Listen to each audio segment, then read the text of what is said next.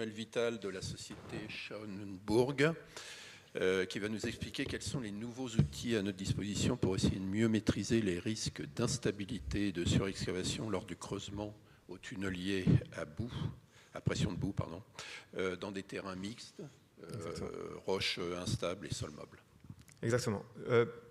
Bonjour à tous. Peut-être je vais faire juste une introduction sur Schauenburg.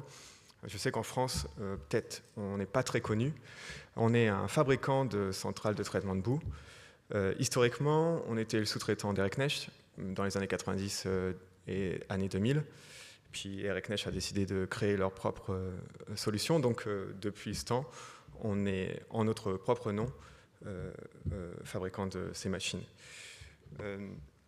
On est très actif en Asie, particulièrement la zone Asie du Sud-Est Pacifique. Et Singapour est particulièrement un sujet pour nous. Et les autorités là-bas je vais vous montrer quelques photos, ont des gros problèmes de gestion du creusement. Le terrain, il est très très loin de tout ce qu'on a vu hier, aujourd'hui, où on a des strates super plates. Ça, c'est un projet auquel j'ai travaillé à l'époque où j'étais avec NFM, donc une machine NFM, et l'alignement que vous voyez, il fait seulement 1,8 km. 1,8 km, et j'ai un laser là. Hop. Ouais. Donc ça, c'est le front de granit. Granit, 180 MPa, qui monte, qui descend, qui monte, qui descend, qui monte, qui descend. Donc il y a énormément d'interfaces. L'alignement du tunnel, c'est un petit peu flou, mais il est en rouge ici. Et donc on rentre dans le granit, on sort. On rentre cette phase noire, c'est du land filling, donc extrêmement doux. Et ensuite, après, du mixte. Et on a ces phases-là où on a des gros boulders de granit qui se baladent au milieu de l'argile et qui se bloquent dans la tête de coupe et qui, forcément, créent des belles petites cavernes parce que ces blocs sont emmenés anneau après anneau et ne passent pas à travers la tête de coupe. Rapidement, vous voyez la géologie de Singapour. On a un cœur granit au centre de l'île. Le jaune, c'est une formation sableuse. Et le vert est alluvionique. Et le rose, c'est une formation volcanique. Donc, quelques photos. Alors, les photos de Fronty à Singapour sont très sensitives. C'est pour ça que je vous montre seulement des photos très vieilles, mais malheureusement, c'est toujours le cas. Donc, les Fronty sont violents quand ils arrivent à Singapour et ils ne préviennent pas. À un moment, la route est stable et puis d'un coup sec, il peut y avoir des accidents comme ça avec des Fronty qui peuvent faire 10 mètres de profondeur. Donc, voilà. C'est là le sujet de ma présentation. Comment résoudre ce problème et surtout comment prévenir les Fronty, les over-excavations. Aujourd'hui, bon, on a les méthodes classiques.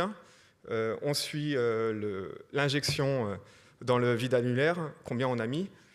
Si on a des pointes de surinjection, ben on va faire des traitements depuis la surface. Bien entendu, on va suivre le tassement, mais bon, le suivi de tassement, il est pas aussi, il répond pas aussi rapidement que ce qu'on voudrait. Et donc, du côté de la STP, on va essayer de suivre le volume d'excavation. Donc, le classique qu'on fait depuis très longtemps, c'est que l'ingénieur tunnel, il va regarder anneau après anneau la hauteur du cône de matériaux excavés. Ensuite, sur l'anneau suivant, il va tamiser, et puis il va remesurer l'anneau suivant, donc on doit toujours être à peu près à la même hauteur, mais c'est très grossier comme façon de mesurer, et puis surtout, la mesure est donnée à la fin de l'anneau, et on aimerait bien avoir une mesure totalement en direct.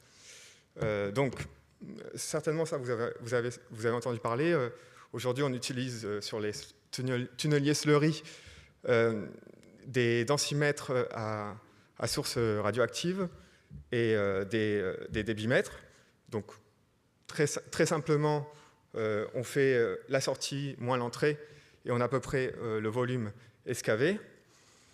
On peut faire un calcul un petit peu plus poussé, une théorie qui vient dans mes souvenirs des tunneliers japonais, la théorie de la masse sèche, où là, on veut estimer seulement la quantité des particules.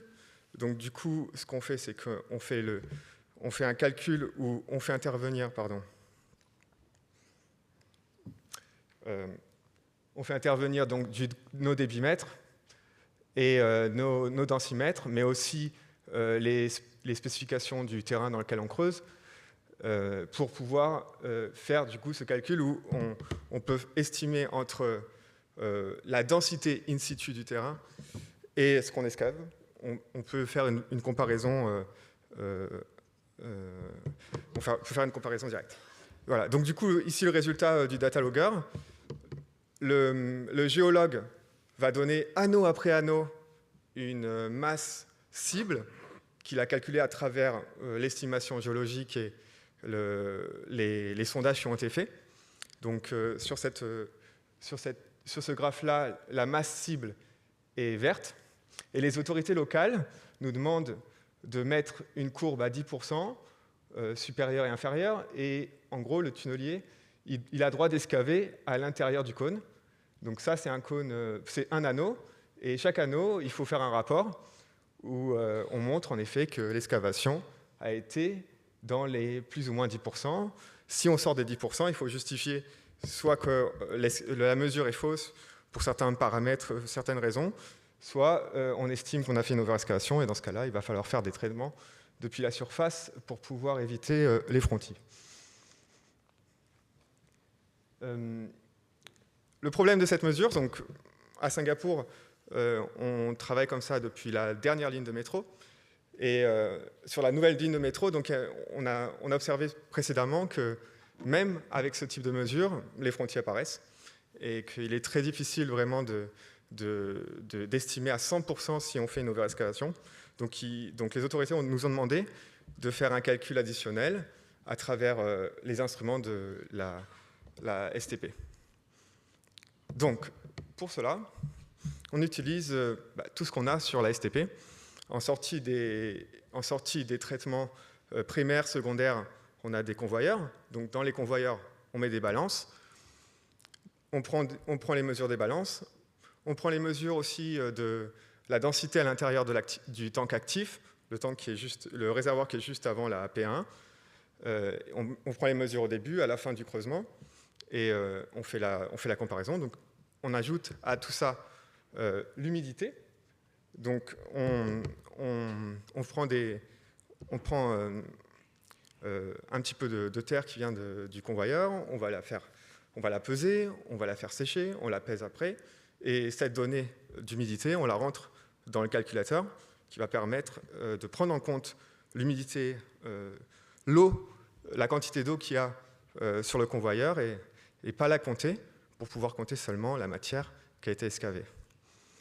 Ici, je vous montre comment on mesure la densité dans le réservoir actif. Donc, on a 2 capteurs de pression et c'est une mesure de pression différentielle pour mesurer la densité. Et donc, du coup, voilà, anneau après anneau, on a cette mesure d'excavation qui est comparée à la mesure qui est faite par le tunnelier, par les densimètres et débitmètres. Donc, du coup, ce calcul, il est assez nouveau pour nous.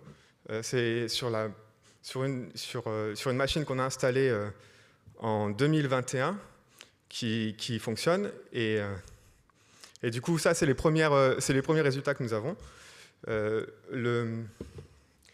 La zone verte, c'est la zone plus moins 10%. La courbe bleue, c'est la mesure par le tunnelier. Et la courbe rouge, c'est la mesure par la STP.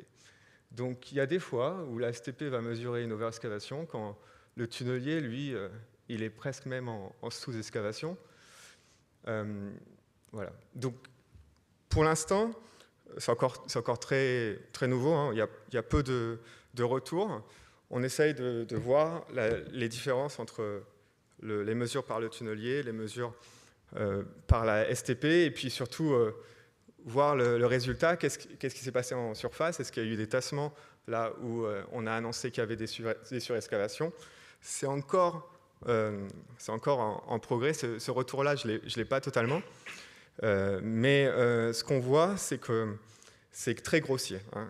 Comme je vous montre ici, on peut avoir des différences entre les mesures de plus de 30% parfois, et puis entre l'estimation géologique, qui, elle, dépend de la quantité de creusement qu'on a fait, de carottage, qui peut aussi varier énormément, parce que, bien entendu, entre deux carottages, on ne sait pas ce qu'il y a.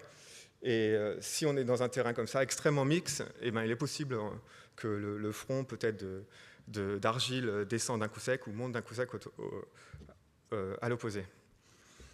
La difficulté, des fois, c'est qu'en plus, même pendant un seul anneau, on va avoir des terrains extrêmement différents.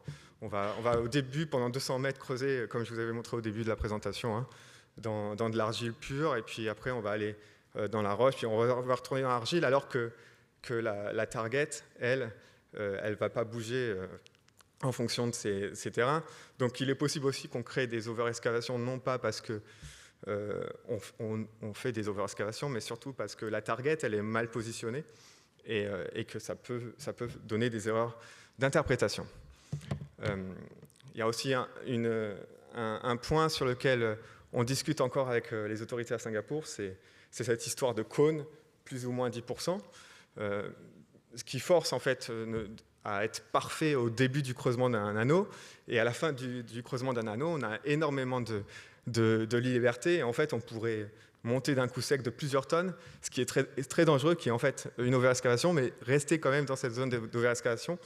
Donc peut-être qu'à l'avenir, ce qu'on proposerait, c'est de changer ce système, et aujourd'hui c'est un système qui est rentré même dans le tender officiel de Singapour, donc il faut vraiment fournir des courbes de ce type-là, donc c'est encore à travailler avec les autorités pour pouvoir avoir des courbes qui, à un plus ou moins 10% en fait, qui soient parallèles à la target, et donc du coup le début du creusement ne soit pas pénalisé par un cône qui est extrêmement faible, où on n'a aucune liberté. Sachant que quand on commence à toucher ce plus 10%, là-bas, Singapour, souvent, le maître d'ouvrage, qui a des ingénieurs sur site, a tendance à appuyer sur le bouton rouge en disant on arrête de creuser. Et voilà, ces questions-là sont parfois problématiques pour l'opérateur tunnel. Voilà, c'était une présentation très courte de ce qu'on fait actuellement sur Singapour. Et si vous avez des questions plus tard, n'hésitez pas.